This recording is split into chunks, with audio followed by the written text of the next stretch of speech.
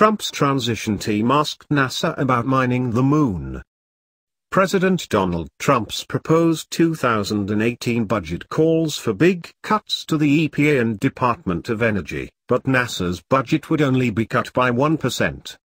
It looks like Trump has had designs on NASA that include potential money-making activities as well as mining the moon for resources. This comes from documents obtained by Motherboard through a Freedom of Information Act request.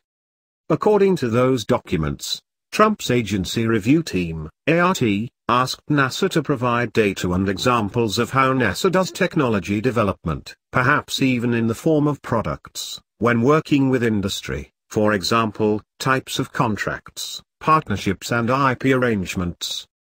In its response, NASA noted that as its technologies mature, appropriate technologies are transferred to industry, and commercialized through multiple programs and approaches to benefit a wide range of users, ensuring the nation realizes the full economic value and societal benefit of these innovations. The agency also made it clear that it was in favor of for-profit space exploration. Indeed, NASA has worked with plenty of commercial space enterprises in recent years, particularly in the low Earth orbit. NASA envisions a future in which low Earth orbit is largely the domain of commercial activity, while NASA leads its international and commercial partners in the human exploration of deep space, the agency wrote. So while Trump's motivations may sound a bit sinister on the face of things, it's about getting as much back as possible from the research and investments NASA makes, and not necessarily about Trump lining his pockets with cash from commercial space endeavors. Similarly, Trump's art also asked about what sort of resources could be mined from the moon. NASA noted that getting a sample from the moon's south pole was a high scientific priority. That area of the moon is believed to have water, hydrogen, and methane that is relatively easy to mine. NASA called those resources a critical long-term resource that can benefit future human missions to the moon, and potentially beyond. However, the catch with this potential plan is the Outer Space Treaty, signed by the US and 104 other countries.